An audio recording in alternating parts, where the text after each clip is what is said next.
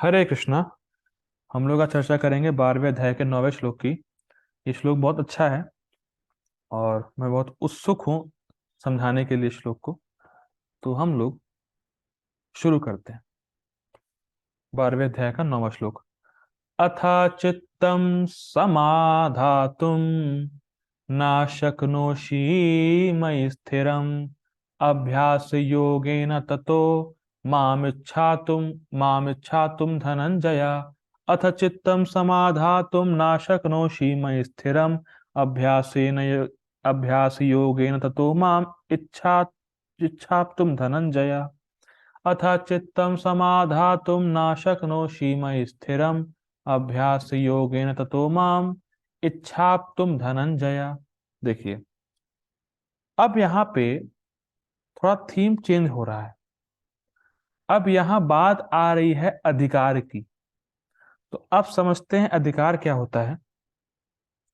अधिकार का मतलब होता है, ओके, वन सेकेंड, ओके। अधिकार का मतलब होता है क्वालिफिकेशन या योग्यता। अब बात समझिए, एक नर्सरी का स्टूडेंट है जो ABCD सीख रहा है। तो क्या आप उससे अपेक्षा करते हैं कि वो सेंटेंस लिख लेगा? नहीं करते। क्या ये अपेक्षा करते हैं कि वो वर्ड्स बना लेगा? नहीं करते। बहुत बढ़िया। अब अगर नर्सरी का बच्चा ABCD ही सीख जाए तो क्या उसके लिए वो बड़ी बात है?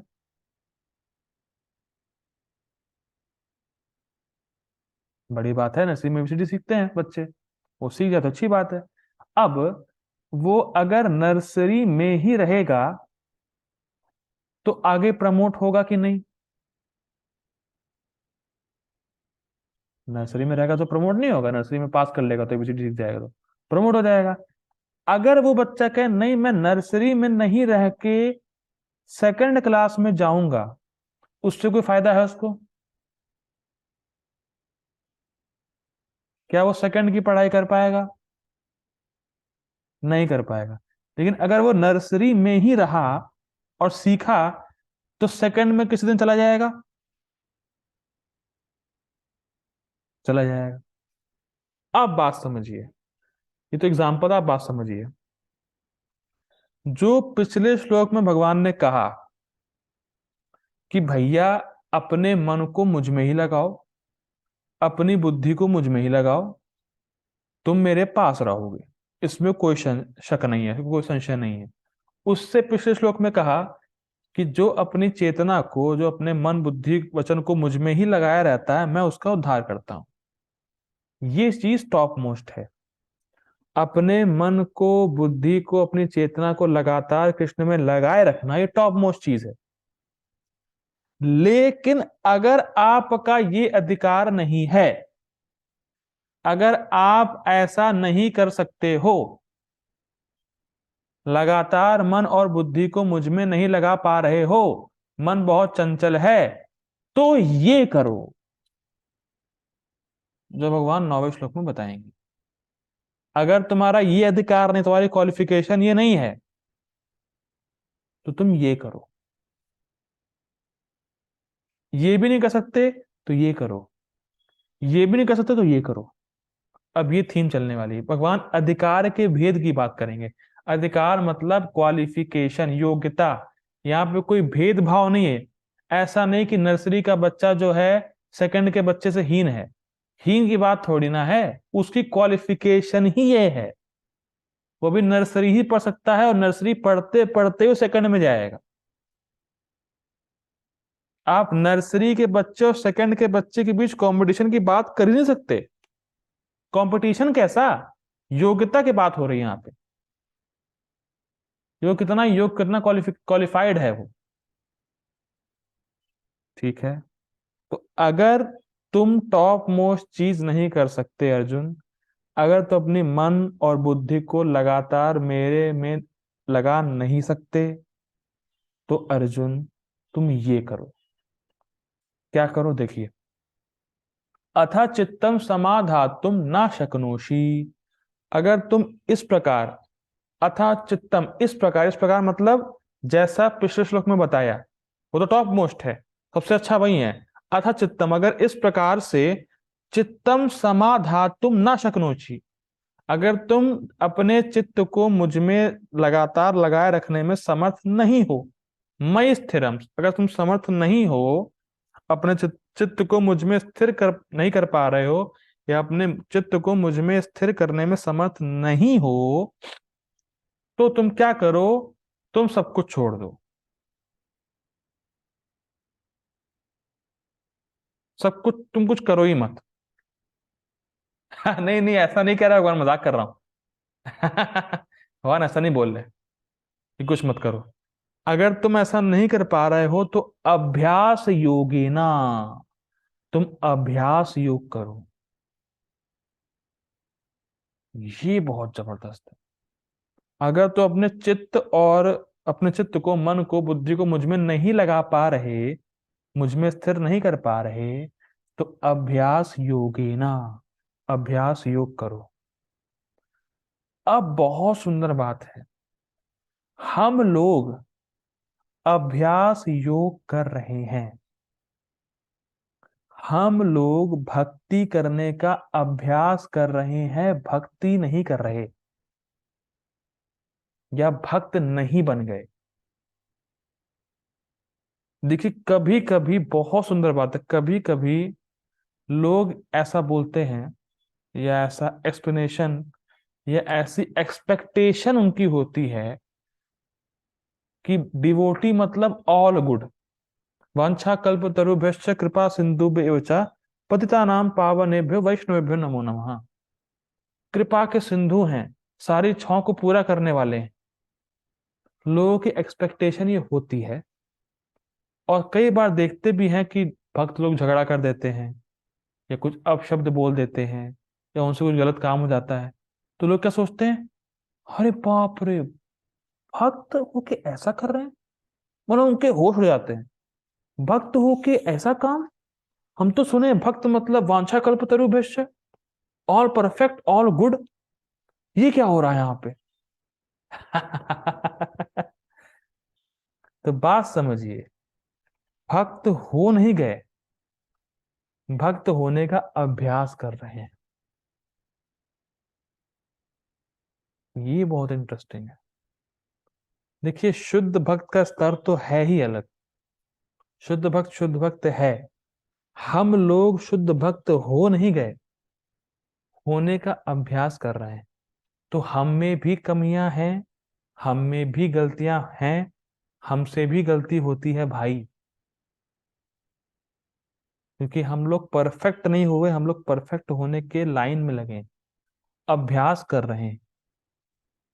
इसीलिए देखिए, प्रभुपाद जी का तो स्तर ही अलग है। प्रभुपाद जी अपनी ह्यूमिलिटी में बोले, आई एम, पहले तो बोले I am servant of God, फिर कहा ना ना ना ना, मिस्टेक हो गई, I am trying to be servant of God, भगवान का दास बनने का प्रयास कर रहा हूं। वो तो है ही, अपनी ह्यूमिलिटी में बोल रहे थे, पर हम लोग वाकई में अभ्यास कर रहे हैं। बात समझिए, हो सकता है किसी भक्त से गलती हो जाए, आपको थोड़ा ऊंचे आवाज में बोल दे, आपसे थोड़ा रुष्ट हो जाए, थोड़ा गुस्सा कर दे। हो, भक्त तो ये गुस्सा करते हैं, इनको अपने क्रोध पे कंट्रोल नहीं है। अरे भैया, अभ्यास हो रहा है, गलतियां हो जाती हैं अभ्यास करते समय, अभ्यास कर रहे हैं, तो ये देखना अभ्यास में लगे हुए हैं। ठीक। तो अगर अपने चित्त को मुझ में नहीं लगा पा रहे लगातार, तो अभ्यास योग है ना, अभ्यास योग करो। इससे होगा क्या, इससे जो चीज होगी वो जबरदस्त है, और इसीलिए लोग भक्ति में टिक नहीं पाते। इससे क्या होगा देखिए, ततो माम इच्छाप्तुम धनंजया, इससे तुम मुझे प्राप्त करने की इच्छा को जागृत करोगे।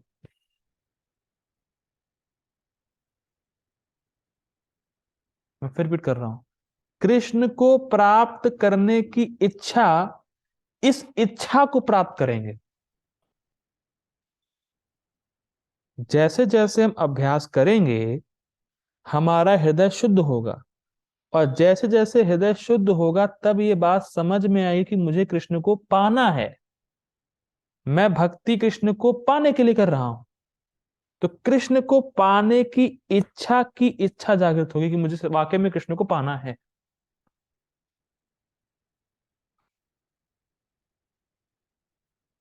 ये कब होगा? जब अभ्यास योगेना, अभ्यास योग करेंगे। रूपा जी के अनुवाद को देखिए। हे धनंजय, माफ कीजिए, हे अर्जुन, हे धनंजय, यदि तुम अपने चित्त को अविचल भाव से मुझ पर स्थिर नहीं कर सकते तो तुम भक्ति योग के विधि विधानों का पालन करो।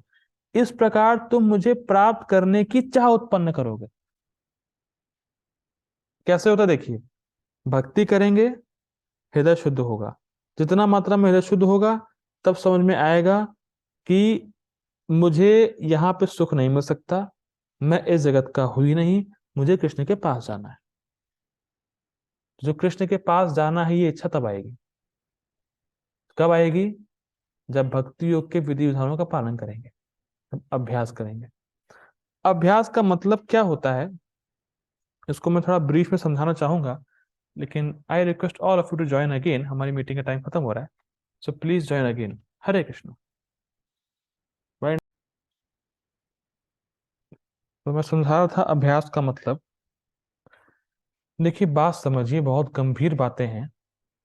अभ्यास का मतलब पहली चीज डेली करना, फर्स्ट पॉइंट। दूसरा, अभ्यास का मतलब केवल प्रैक्टिस करना नहीं होता है। इस बात को समझिए। अभ्यास का मतलब केवल प्रैक्टिस करना नहीं होता है। अभ्यास का मतलब होता है मैं कैसे अपने अभ्यास को सुधारूं। बहुत सिंपल एग्जांपल है, देखिए समझ में आ जाएगा। जैसे मान लीजिए किसी व्यक्ति को कार चलाना सीखना है, ठीक है। किसी को कार चलाना सीखना है, ठीक है ना। तो अब वो कार चलाने का अभ्यास कर रहा है। तो कार चलाने का अभ्यास वो टाइम पास के लिए नहीं कर रहा है। वो रोज ये चाहता है कि मुझे कार चलाने की स्किल मेरी इंप्रूव होती रहे। जैसे जो व्यक्ति उसको सिखा रहा है वो परफेक्ट ड्राइवर है, ठीक है ना। अब मैं कार चलाना सीख रहा हूं तो मैं ये चाहता हूं कि जैसे ये चला लेता है वैसे मैं चला लूं। एग्रीड। और उसका वो अभ्यास करता है और इम्प्रूवमेंट लाना चाहता है कि धीरे धीरे मेरा अभ्यास इंप्रूव हो, धीरे धीरे मैं स्किल अपनी इंप्रूव करूं और उस स्तर तक पहुंचो जो मुझे सिखा रहा है। तो हमारे पास आइडियल है कि ऐसे अच्छे से गाड़ी चलाता है ड्राइवर, मेरा जो भी मुझे सिखा रहा है मुझे उस तरीके से चलाना है। तो अब वो अभ्यास करेगा और डेली ये चाहेगा कि मैं उस स्तर तक पहुंचूं, वो धीरे धीरे इंप्रूव करेगा। ये बात समझ में आ रही है? तो अभ्यास का मतलब प्रैक्टिस मींस इंप्रूवमेंट, क्योंकि हम सीख रहे हैं इंप्रूव करने की इच्छा से, ताकि मैं वहां उस स्तर तक पहुंच के गाड़ी चला लूं। कब तक अभ्यास करता रहूंगा? अभ्यास का मतलब है वी हैव टू इंप्रूव। इसी प्रकार से भक्ति में है। भक्ति का अभ्यास मतलब क्या है कि मुझे भक्ति में जो मैं अभ्यास कर रहा हूं उसको इंप्रूव करना है, ताकि जो शुद्ध भक्त हैं उस स्तर तक मुझे पहुंचना है। जो हम शास्त्र से सुनते हैं कि जो शुद्ध भक्त हैं उनके ये गुण हैं, हमारे अंदर कुछ गुण नहीं है, अभी कुछ है ही नहीं। अभ्यास करेंगे तब उस स्तर तक पहुंचेंगे, और अभ्यास मतलब मुझे डेली इंप्रूव करना है। अभ्यास मीन्स डेली। और सेकेंड थिंग इज इंप्रूवमेंट करना है। ये बहुत जरूरी है। अभ्यास मतलब ही होता है अपने को इंप्रूव करने की इच्छा से। अब जैसे फॉर एग्जाम्पल नाम जप कर रहे हैं। अब नाम जप टाइम पास तो है नहीं, तो नाम जप करें तो देखें कि मैं उसमें इंप्रूवमेंट कर रहा हूं कि नहीं, मैं अपने मन को उसमें लगा रहा हूं कि नहीं, केवल खाली बस जबान से ले रहा हूं। बहुत इंपॉर्टेंट है, क्योंकि जब तक हम अच्छे से अभ्यास नहीं करेंगे तब तक कृष्ण को प्राप्त करने की इच्छा आने वाली नहीं।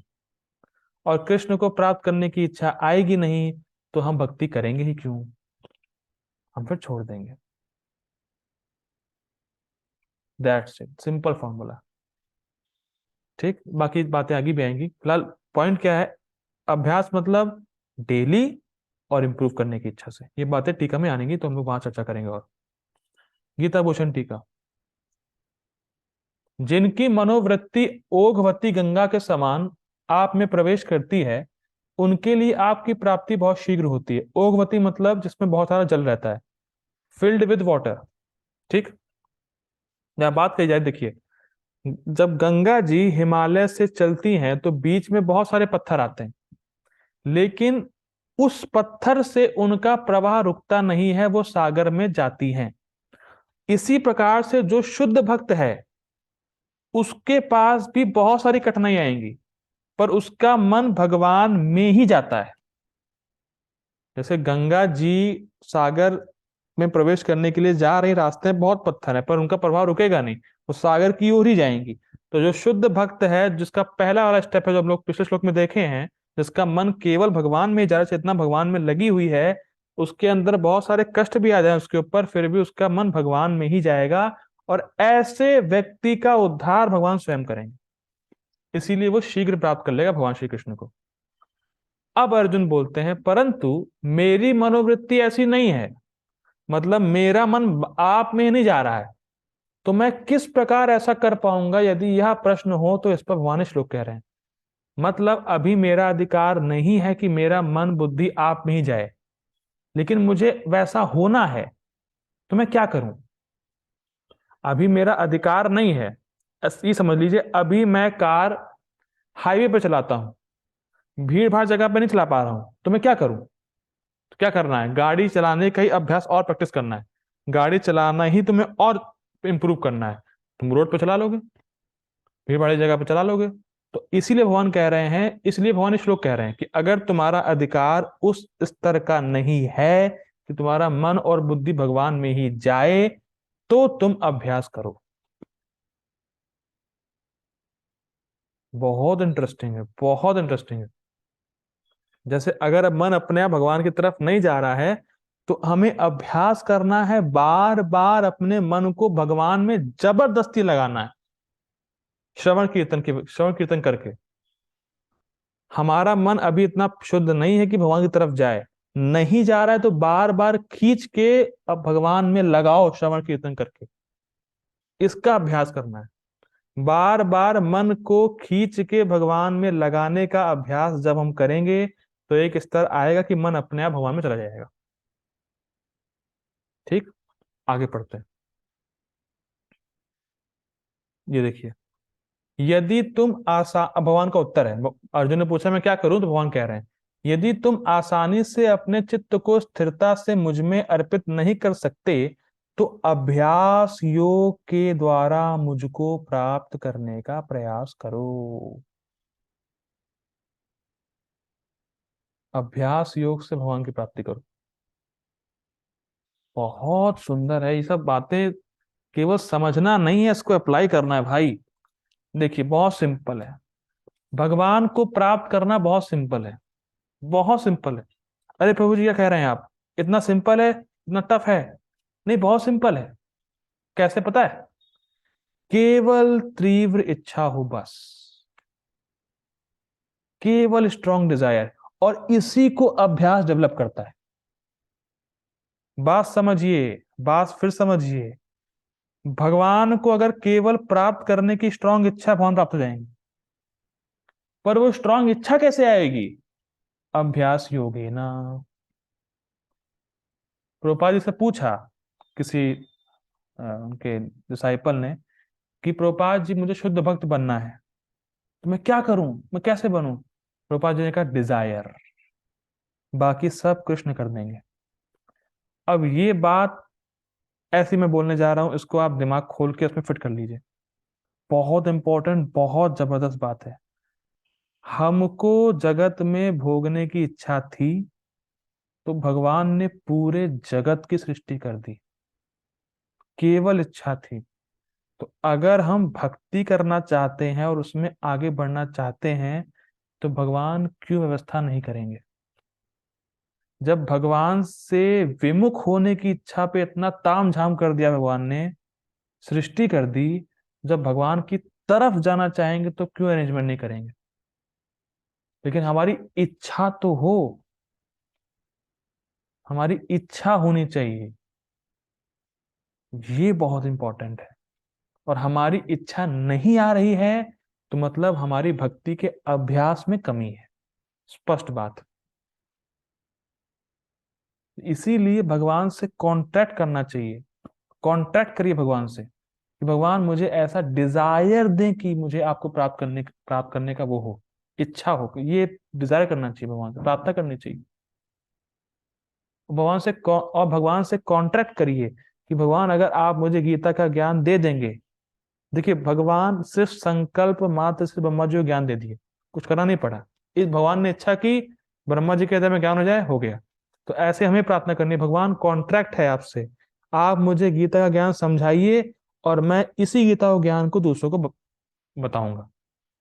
मेरी कोई योग्यता नहीं है, मुझे कुछ समझ में ही नहीं आता है, पर आप बहुत कृपालु हैं, आप कृपा कर देंगे, समझ में आ जाएगा सब कुछ। और जब समझ में आएगा मैं दूसरों को जरूर बताऊंगा। ये कॉन्ट्रैक्ट करेंगे ना, पक्का भगवान आपको ज्ञान देंगे, ये बिल्कुल स्पष्ट बात है। जो आपकी इच्छा होगी भगवान उसको देख के व्यवस्था करेंगे। भाई जब भोग करने की इच्छा थी तो सब ताम झाम कर दिया, और जब भक्ति के प्रचार में भक्ति करने की इच्छा होगी तो क्या नहीं कर देंगे, ये समझिए।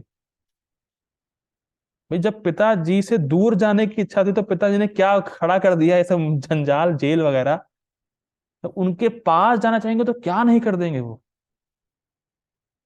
केवल इच्छा होनी चाहिए, केवल स्ट्रांग इच्छा, पूरी कर देंगे। अरे आप प्रचार करिए, नहीं प्रचार करने के बारे में सोच रहे हैं तो बहुत सारे लोग अपने आप आ जाएंगे आपके पास। भाई आप तो इस्कॉन से हैं, कुछ बताइए हमें भी। अपने आप अचानक से कहां से नहीं पता नहीं चलता, पर इच्छा होनी चाहिए। ठीक, आगे बढ़ते हैं। कहा गया? ये कहाँ थे यार? हाँ, ये रहा। अब क्या अभ्यास करना, देखिए ये बहुत इंपॉर्टेंट है हम सबके लिए।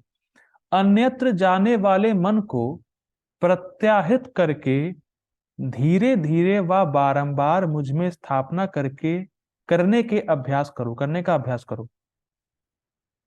बहुत सुंदर है, देखिए इसको, इसको समझ गए ना, सब मामला फिट हो जाएगा।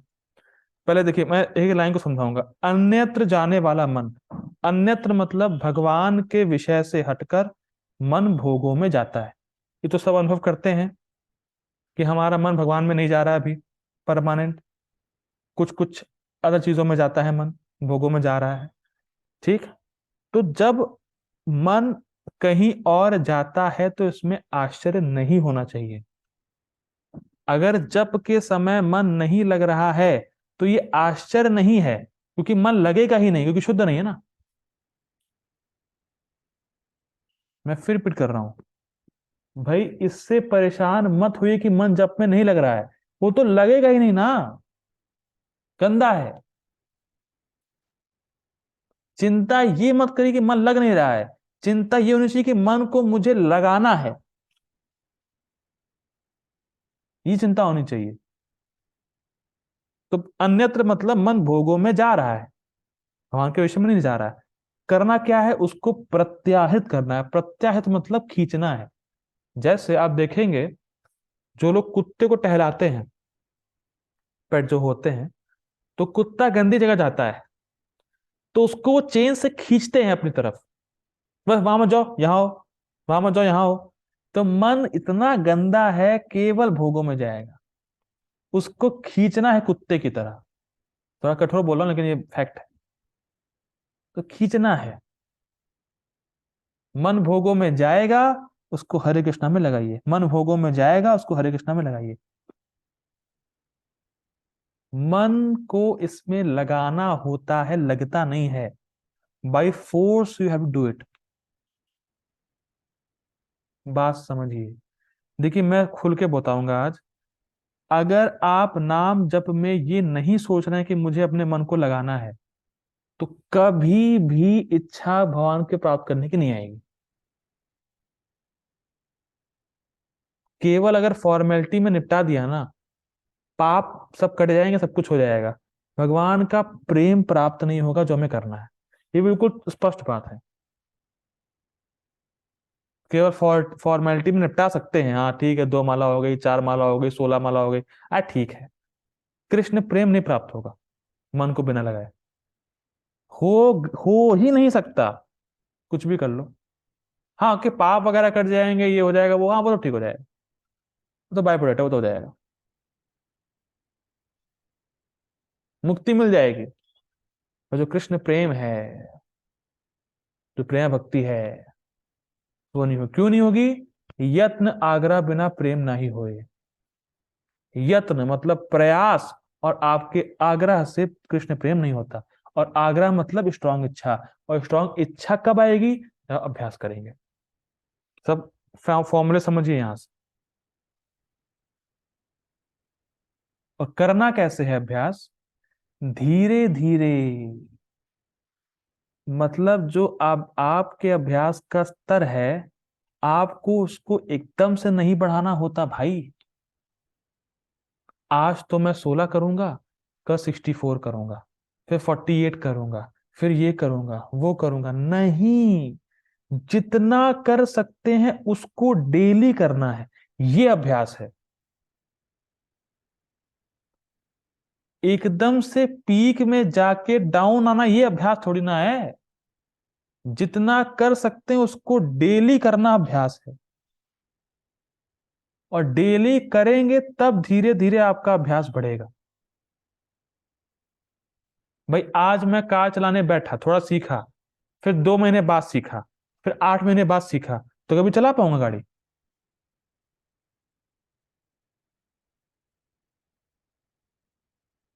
कभी नहीं हो पाएगा। इसीलिए डेली बहुत जरूरी है। धीरे धीरे मतलब क्या है? धीरे धीरे मतलब डेली कर करके अभ्यास बढ़ाएं।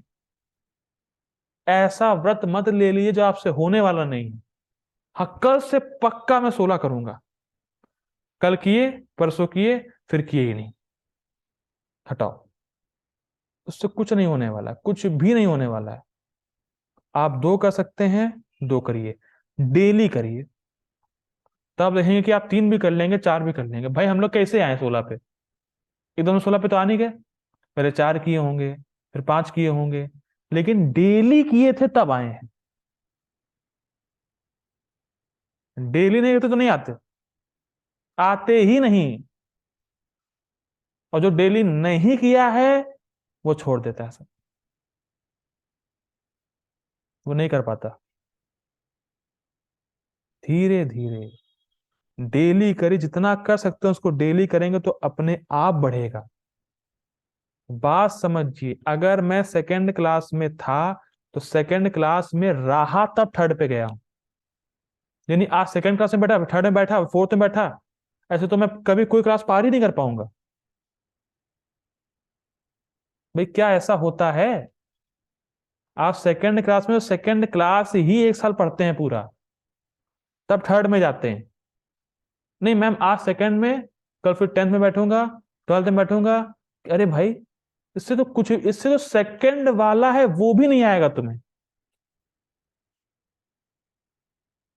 मैं थोड़ा कठोर बोला, लेकिन ये बहुत बहुत इंपॉर्टेंट बात है कि हमें अभ्यास करना क्या है, अभ्यास करने से क्या मिलने वाला है। इच्छा मिलेगी कृष्ण को प्राप्त करने की, और एक बार कृष्ण को प्राप्त करने की तीव्र इच्छा आ गई, फिर कृष्ण हेल्प करेंगे, फिर तो कृष्ण की जिम्मेदारी है, फिर तो कृष्ण संभाल लेंगे सब। लेकिन इच्छा ही नहीं आएगी तो करेंगे क्या?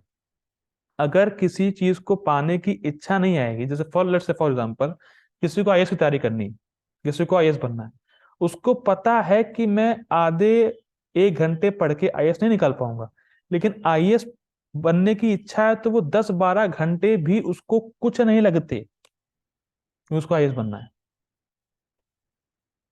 ऐसे अगर हमें कृष्ण को प्राप्त करना है तो 16 माला का जप श्रवण करना कुछ भी नहीं लगेगा। अरे क्या है, तो कुछ नहीं है। कृष्ण को प्राप्त करना तो सब तो कुछ भी नहीं है, करने को तैयार हो। लेकिन जब इच्छा ही नहीं आएगी तो फिर करेंगे भी नहीं, और कर करके ही इच्छा आएगी। इंटरेस्टिंग। तो जितना आप व्रत ले सकते हैं उसको धीरे धीरे करिए, उसको बढ़ाइए, एकदम से मत करिए। तो जो हो सकता है उसको डेली करिए, क्योंकि यही आपका मेन अभ्यास है, डेली करने वाला। क्लास में ये नहीं आज क्लास में आए, 1 महीने गायब, 2 महीने गायब, फिर एकदम से एंट्री लिए फिर गायब। देखिए ये स्पष्ट है, जो लोग इस क्लास में डेली आ रहे हैं उसके उनकी भक्ति में, उनकी चेतना में इतना बड़ा परिवर्तन आया होगा, ये गारंटी है, गारंटी के साथ है, 100% ट्रू फैक्ट है। इतना बड़ा परिवर्तन उनके जीवन में आया होगा, उनकी भक्ति में आया होगा, उनकी चेतना में आया होगा, आया ही होगा, क्योंकि ये प्रोसेस ही है। भाई जो फर्स्ट पार किया सेकंड जाएगा, थर्ड जाएगा, फोर्थ जाएगा, तो ये तो नॉर्मल देख ही रहे हैं अपने जीवन में भी, भौतिक जीवन में देख रहे हैं। भाई आज जो हम वर्ड्स बनाना सीखते हैं, स्टेटस बनाना सीखेंगे, फिर नॉवल पढ़ना सीखेंगे, फिर आगे और आगे बढ़ेंगे और आगे बढ़ेंगे, तो आगे बढ़ रहे हैं, डेली कर रहे हैं तो आगे बढ़ रहे हैं।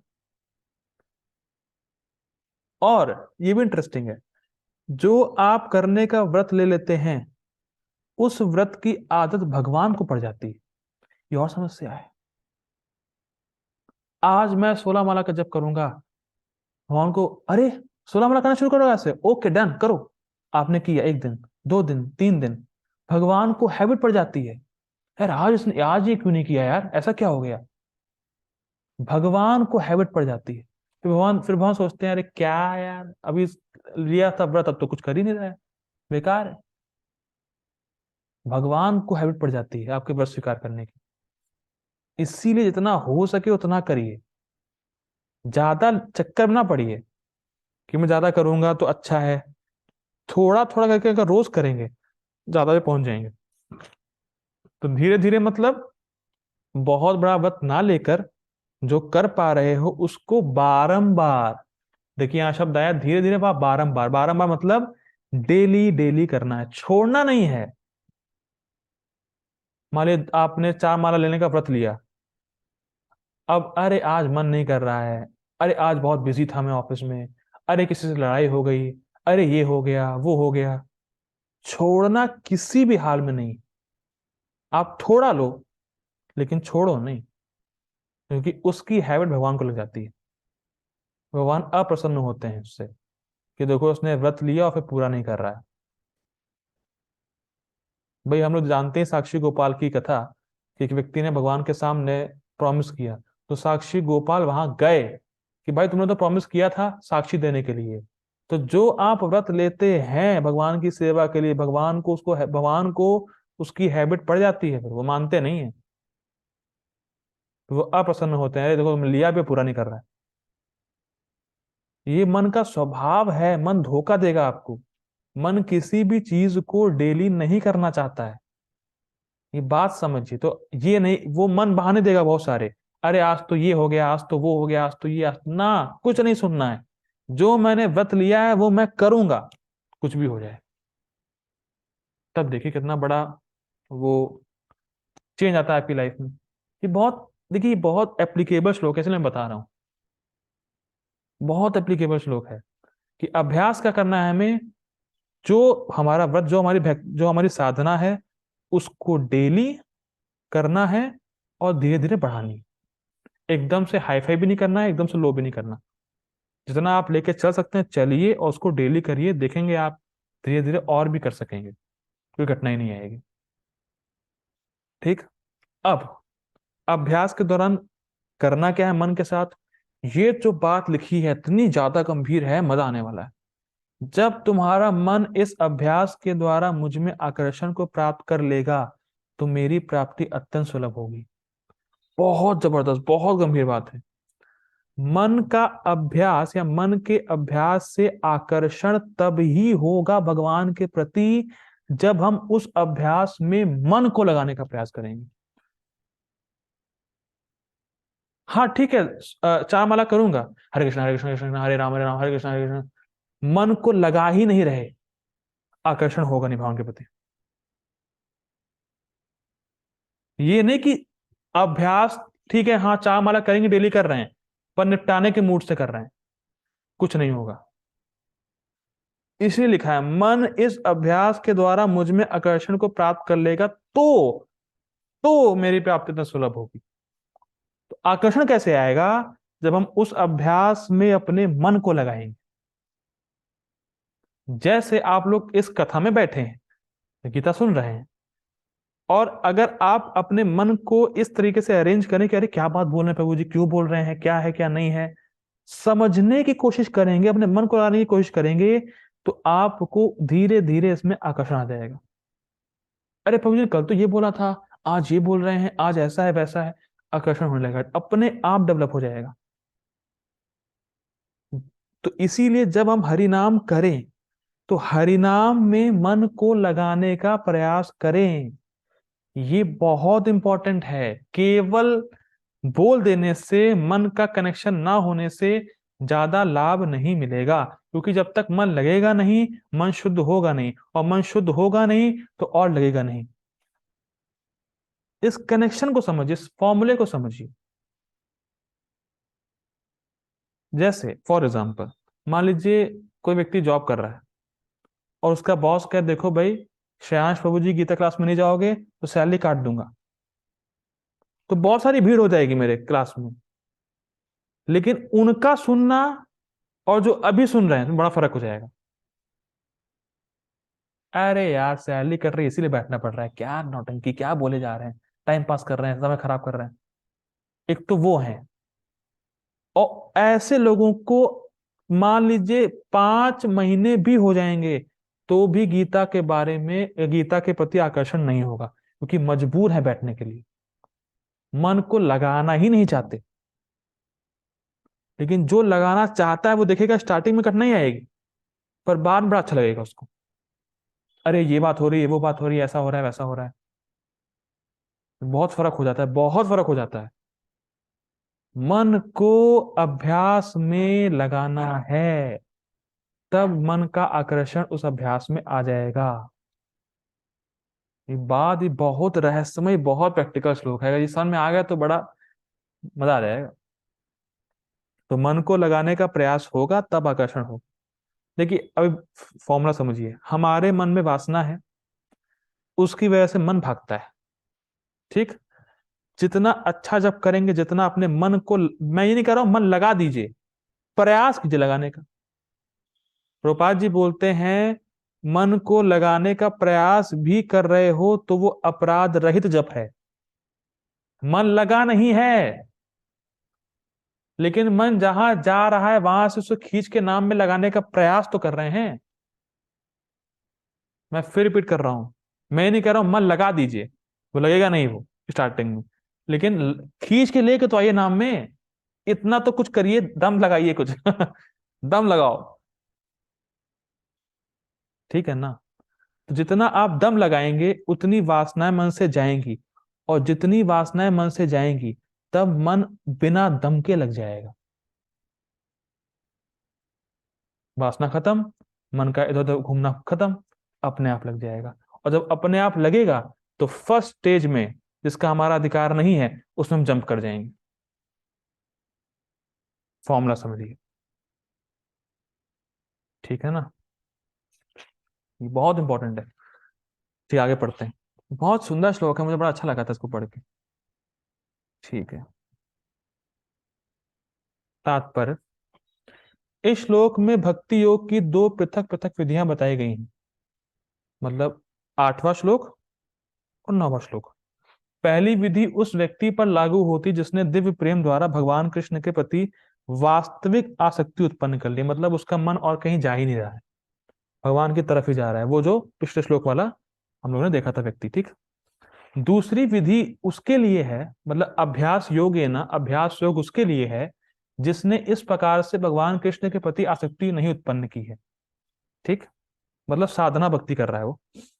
इस द्वितीय श्रेणी के लिए, जो हम हैं, नाना प्रकार के विधि विधान हैं जिनका पालन करके मनुष्य अंततः कृष्ण आसक्ति अवस्था को प्राप्त हो सकता है। ये बात समझिए।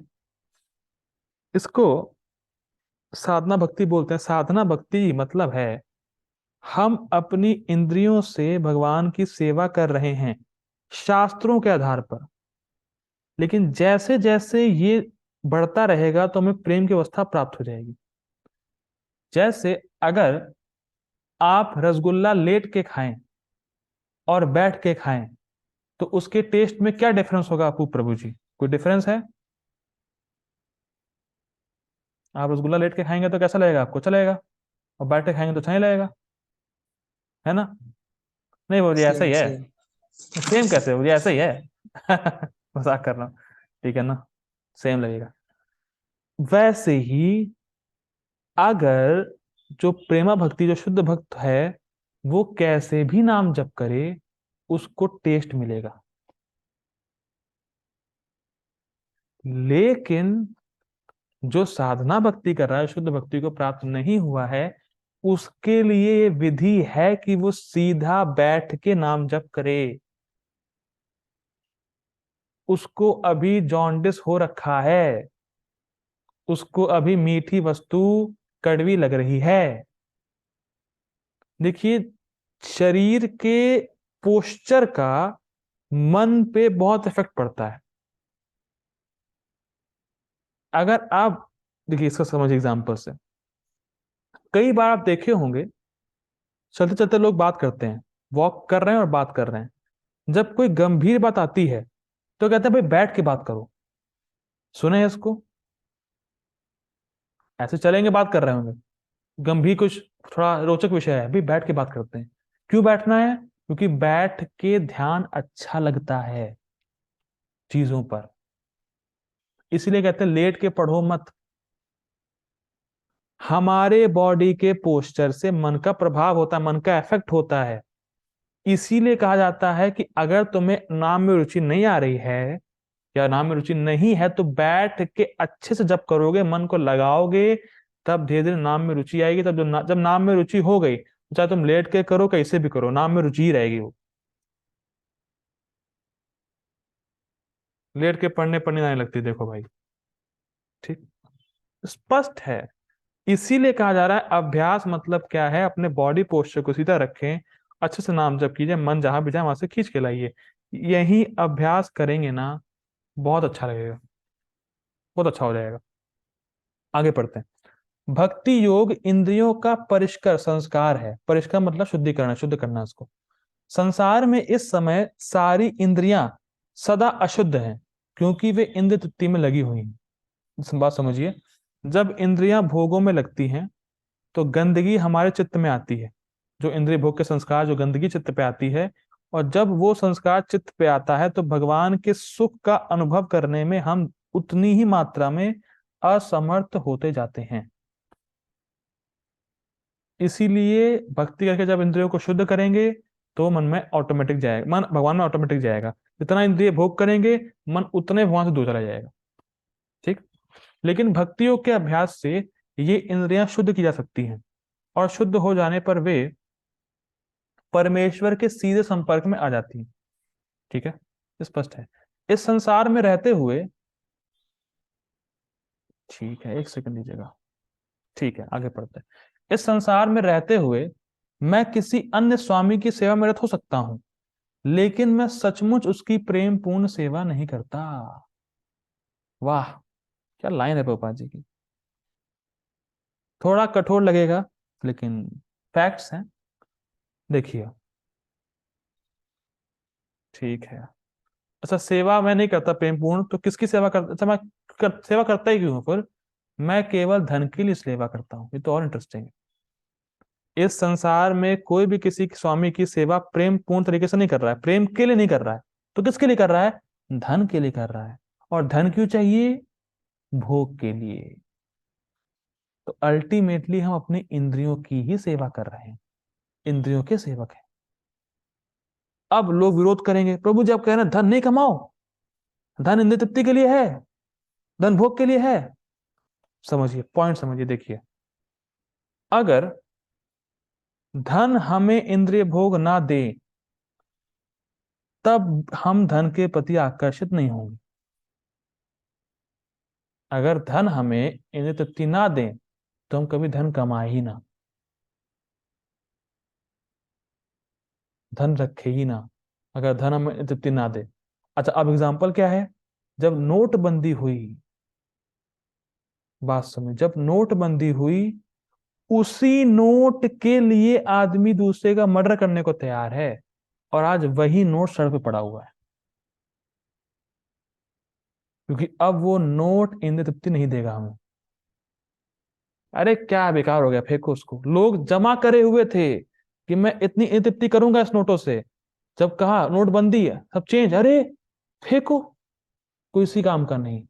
और उसी नोट को के लिए इतनी सिक्योरिटी रखी, क्या क्या नहीं किया, लेकिन इंद्र तृप्ति नहीं दे पाएगा वो नोट, तो फेंको उसको। तो अल्टीमेटली हम इंद्रिय तृप्ति से आ सकते हैं, और धन हमें इंद्रिय तृप्ति देता है, तो धन से आसक्त हो गए। अगर धन ना दे तो हम नहीं लेंगे उसको। तो मैं केवल धन के लिए सेवा करता हूं। क्या जबरदस्त लाइन है प्रभुपाद जी की, जबरदस्त। धन के लिए सेवा ठीक। अब ये और इंटरेस्टिंग है। और वह स्वामी भी मुझसे प्रेम नहीं करता, वह मुझसे सेवा कराता है और मुझे धन देता है। वो धन क्या देता है? जितना धन देता है उससे ज्यादा निचोड़ लेता है। ये हाल है आजकल के वो स्वामियों की। धन नहीं देगा उतना जितना निचोड़ के फेंक देगा, और फेंक देगा, लिटरली फेंक देगा। अगर आपने उसकी बात नहीं मानी है, तुमने कुछ किया ही कहाँ है मेरे लिए, हटो थप।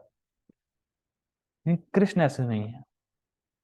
बात समझिए, बहुत कुछ बोलने को है, क्या करा जाए। देखिए, जब सुदामा कृष्ण के लिए वो जो चावल थे लेने, मतलब गए थे लेके, तो सुदामा ये सोच रहे थे मैं तो कृष्ण को कुछ दे ही नहीं रहा हूँ, कि क्या दे रहा हूं मैं कृष्ण को? कृष्ण तो इतने द्वारकाधीश हैं, इतने बड़े राजा हैं, क्या दे रहा हूं? और कृष्ण सोच रहे थे मैं इसको क्या दूं, मैं कुछ नहीं दे रहा हूं, और कृष्ण कह रहे हैं मैं क्या दूं। ये दोनों तरफ से होता है कृष्ण भक्ति में। भक्त को लगता है मैं तो कुछ कर ही नहीं रहा हूं, और कृष्ण कहते हैं अरे तुम इतना कर रहे हो, मैं क्या दे सकता हूं तुम्हें। और यहाँ के सो कॉल्ड रास्कल सेवकों को क्या है? खूब रगड़ो, खूब रगड़ो, तुमने किया ही क्या मेरे लिए, भागो यहां से। लात मार के बाहर निकालते हैं, यू आर फायर्ड, निकलो। देखो भाई, और वहां कुछ नहीं कर रहा है भक्त, भक्त को लग रहा है मैं तो कुछ कर ही नहीं रहा हूं थोड़ा सा। बहुत सुंदर बात महाराज जी बोलते हैं, जिस व्यक्ति ने एक बार भी कृष्ण नाम बोला है, भगवान उसको कभी नहीं भूलते, कभी नहीं भूलते। वो बिल्कुल नाम नहीं भूलते कि इस व्यक्ति, उनको सब याद रहता है कि इस व्यक्ति ने इस अवस्था में यहाँ पे नाम लिया था मेरा, सब याद रहता है। लेकिन आजकल के जो सो कॉल्ड रास्कल बॉस है, उनसे कहो भाई आपको याद है मैं उस समय आपने बुलाया था, मैं आया था, है कुछ नहीं आया थे, बेकार, कुछ नहीं, मैं भूल गया, जाओ। तो समझना चाहिए कि सेवा किसी करनी है हमें। और कृष्ण जो सुप्रीम बॉस है, उनके पास जितना पैसा है उतना तो किसी के पास पैसा हो ही नहीं सकता, क्योंकि सारा पैसा उनका है। तो आपसे ये नहीं कहा जा रहा है कि आप पैसे वाले की सेवा मत करो ना, जिनका सारा पैसा है उनकी सेवा करो। अगर आपको पैसे के टर्म्स में लेना है, तो ये नहीं कह रहे कि पैसे वाले की सेवा मत करो ना, जिनका सारा पैसा है उन्हीं की सेवा करो, ये कहा जा रहा है। ठीक है ना? बहुत इंटरेस्टिंग है। अतएव प्रेम का प्रश्न ही नहीं उठता, मतलब जहां धन है वहां प्रेम तो है ही नहीं, खाली इंद्रिय है अपनी बस। मैं तुम्हें इंद्रिय दूंगा अपनी, तो मुझे देना अपनी, सब प्रेम कुछ नहीं हुआ। ठीक है ना? लेकिन आध्यात्मिक जीवन के लिए मनुष्य को प्रेम की शुद्ध अवस्था तक ऊपर उठना होता है। यह प्रेम अवस्था इन्हीं इंद्रियों के द्वारा भक्ति के अभ्यास से प्राप्त की जा सकती है। बहुत इंटरेस्टिंग है। इंद्रियों के द्वारा भक्ति के अभ्यास से हमें अपनी इंद्रियों से कृष्ण की सेवा करनी है, और लक्ष्य क्या रखना है? मुझे कृष्ण प्रेम प्राप्त करना है। इसी को साधना भक्ति बोलते हैं। साधना भक्ति तब है जब उसका लक्ष्य प्रेम भक्ति हो। अगर आप कहें कि मैं कृष्ण की सेवा अपनी इंद्रियों से कर रहा हूं पर पैसा चाहिए मुझे बदले में, तो वो साधना भक्ति नहीं होती है। साधना भक्ति तभी होगी जब उसका लक्ष्य कृष्ण प्रेम होगा। ओके, मैं ऐसा करता हूँ,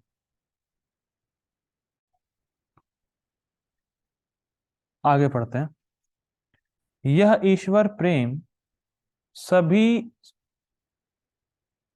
सभी, हाँ सभी होगा, यह ईश्वर प्रेम सभी के प्रत्येक हृदय में सुप्त अवस्था में है। इंटरेस्टिंग है। हमें ये टेंशन नहीं लेनी है कि हमें कृष्ण प्रेम मिलेगा या नहीं। कृष्ण प्रेम ऑलरेडी है, मिलने की बात ही नहीं है वो। कृष्ण प्रेम तो ऑलरेडी हमारे हृदय में है ही, बस उसको जागृत करना है। और जागृत कैसे होगा? जब हम अभ्यास करेंगे भक्ति का अपनी इंद्रियों से, ठीक, तब हमारे हृदय में वो प्रेम जागृत हो जाएगा।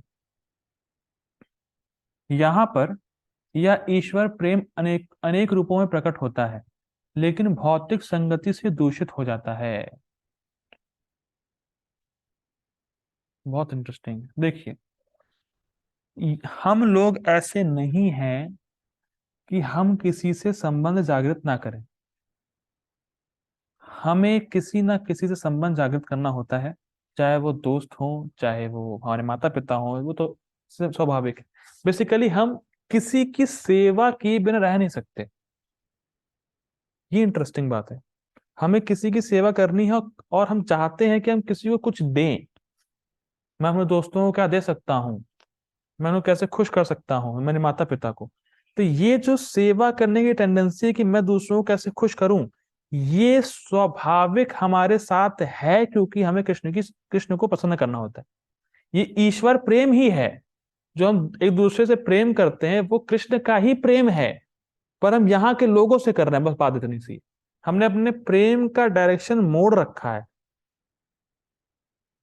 हमें प्रेम करना है लोगों से, पर सेंटर कृष्ण होने चाहिए। ये होगा तभी बात आगे बनेगी, नहीं तो हम जो प्रेम दे रहे हैं दूसरे को, वो कृष्ण को देना चाहिए, लेकिन हम किसी दूसरे को दे रहे हैं, इसीलिए संतुष्ट नहीं हो रहे। जैसे मैंने पहले बताया, अगर एक पजल्स आती है, पजल्स मतलब उसको जोड़ना होता है, ढांचे बने रहते हैं, जोड़ना होता है उसको। तो ऐसी पजल हमारे पास है, ऐसा ढांचा हमारे पास है कृष्ण का, कि हम उसको दूसरों पे लगाते हैं कि मेरा हस्बैंड जो है परफेक्ट हो, मेरे जो दोस्त हो परफेक्ट हो, लेकिन परफेक्ट तो कृष्ण है ना। आप परफेक्ट चाहते हैं क्योंकि आपको परफेक्ट का अनुभव है, वो है कृष्ण। लेकिन आप यहाँ किसी दूसरे को परफेक्ट देखते हो, परफेक्ट होता नहीं है तो दुखी होते हैं। तो उस ढांचे को आप यहाँ फिट कर रहे हैं, जो कि यहाँ फिट हो नहीं सकता। तो बात ये है। ठीक, इसीलिए जो व्यक्ति कृष्ण से प्रेम किया, या कृष्ण को सेंटर में रख के प्रेम किया दूसरों से, वो सुखी ही रहेगा हमेशा। और जो कृष्ण को छोड़ दिया और लोगों को प्रेम कर रहा है, वो हमेशा दुखी ही रहेगा, चाहे उसको कितने चाहने वाले मिल जाए। ठीक, आगे पढ़ते हैं। अतएव उस भौतिक संगति से, मतलब भौतिक जो संगति है, उससे हृदय को विमल बनाना होता है, और उस सुप्त स्वाभाविक कृष्ण प्रेम को जागृत करना होता है। यही भक्ति योग की पूरी विधि है। करना होता है का मतलब क्या है? करना होता है, केवल सोचना नहीं होता है। मैं केवल भगवान पे ध्यान करूंगा, मैं ये ध्यान करूंगा कि मैं कृष्ण प्रेम में, मतलब कृष्ण प्रेम को प्राप्त कर रहा हूं। ध्यान नहीं, एक्ट करना है। जैसे महाराज जी बताते हैं कि भाई, अगर आप पैदा हुए जब, और आपके माता पिता कहते हैं मैं बस ध्यान करूंगा कि मैं अपने बच्चे का पालन कर रहा हूं, तो क्या हो जाता? आप बड़े हो जाते। केवल ध्यान करने से, मैं ध्यान कर रहा हूं कि मेरा बेटा पल रहा है। अरे भाई, दूध पिलाना होता है, उसको कुछ देना होता है, कपड़े पहनाने होते हैं, कुछ करना होता है, सेवा करनी होती। हाँ, ध्यान है कि मेरा बच्चा है और मुझे बच्चे की सेवा करनी है, पर सेवा हाथ पैर से होती है, एक्ट होता है उसमें। तो वैसे ही कृष्ण प्रेम को जागृत करना मतलब कृष्ण की सेवा अपनी इंद्रियों से करना है, और अपनी ही इंद्रियों से करना है। ये नहीं कि मैं किसी को दे दूं 500 रुपए, भाई लो 500 रुपए लो, मेरी माला कर देना तुम। मेरी 16 माला कर देना ना। खुद करना है, खुद अपने हृदय को शुद्ध करना है, खुद कृष्ण प्राप्ति करनी है। इंडिविजुअलिटी है। ठीक है ना? ये भक्तियों की पूरी विधि है। अब बड़ा सिंपल है। मैं बस पता चला होगा, सिंपल है। क्या विधियां, देखिए, भक्ति योग के विधि विधानों का अभ्यास करने के लिए, हाँ ये बहुत इंटरेस्टिंग है, बहुत इंटरेस्टिंग है ये लाइन, तो बहुत जबरदस्त है। भक्ति योग के विधि विधानों का अभ्यास करने के लिए मनुष्य को चाहिए कि वो केवल पुस्तक पढ़ता रहे और कृष्ण प्रेम को प्राप्त कर जाएगा। ये लिखा है इसमें, गुरु का मार्गदर्शन। और कुछ लोग ऐसे हैं जो कहते हैं गुरु नहीं बनाना चाहिए, खुद में काम चल जाएगा। हमें बड़ी हंसी आती है, ऐसे लोग भी हैं। गुरु मत स्वीकार करो, गुरु एक ना लेके किताबें लो, बस पढ़ो हो जाएगा, गुरु ने स्वीकार करना है। अब बड़ा इंटरेस्टिंग, बहुत इंटरेस्टिंग, आप कह रहे हो गुरु मत स्वीकार करो, ठीक, हम आपकी बात मान ले, गुरु ने स्वीकार करेंगे, पर हमने आपकी बात मानी तो आप मेरे गुरु हो गए, और आप खुद ही कह रहे हैं स्वीकार मत करो, तो हम आपकी बात क्यों माने? जाओ भाड़ में जाओ। समझ में आ रहा है आपको? आप खुद कह रहे हो गुरु मत स्वीकार करो, अगर मैं आपकी ये बात मानूंगा तो आप मेरे गुरु हो जाएंगे, और आप कह रहे हो गुरु मत मानो, तो मैं आपकी बात नहीं मानूंगा, आप मेरे गुरु नहीं है, भाड़ में जाओ।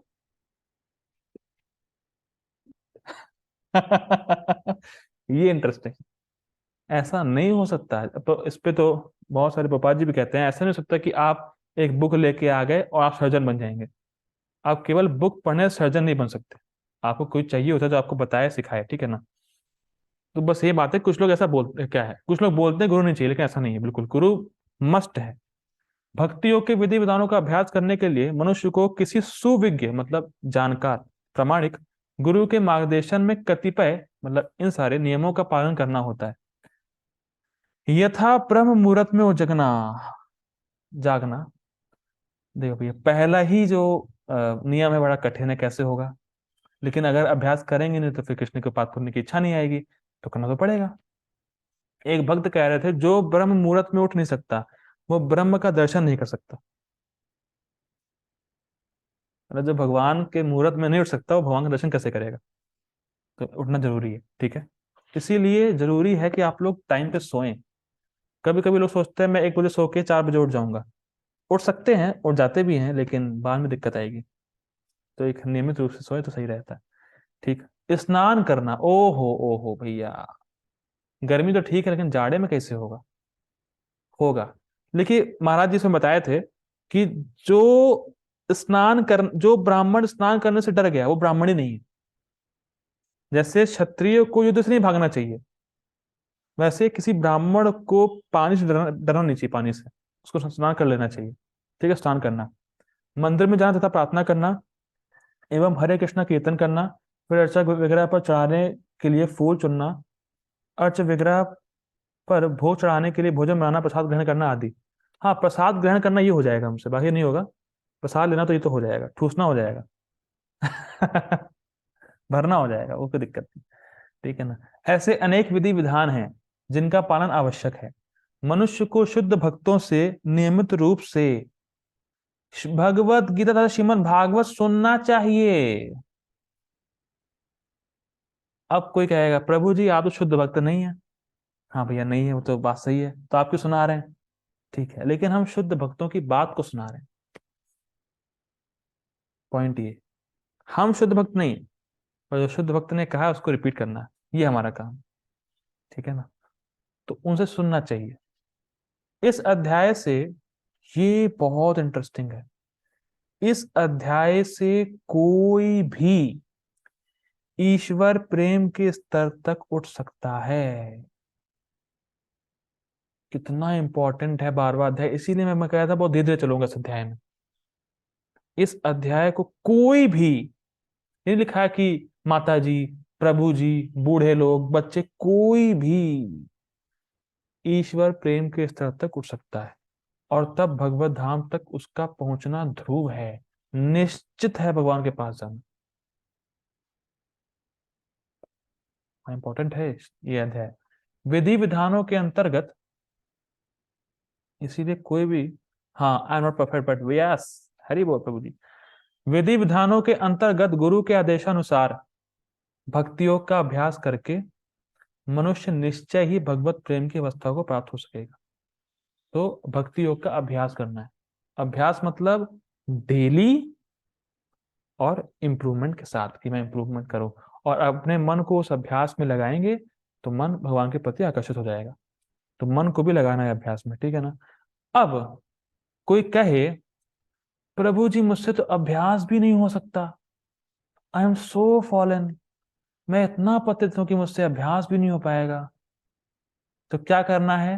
भगवान एक कल बताएंगे कि जो अभ्यास भी नहीं कर सकता वो क्या करे। इसका अधिकार अभ्यास करने का भी नहीं है। भगवान किसी को छोड़ेंगे नहीं, सबको लेके चलते हैं। जो अभ्यास नहीं कर सकता वो भी क्या करे, हम लोग कल देखेंगे। हरे कृष्ण। शिला प्रभुपाद की जय। श्रीमद् भगवद गीता की जय। Hare Krishna. Thank you for joining. Hari बोल।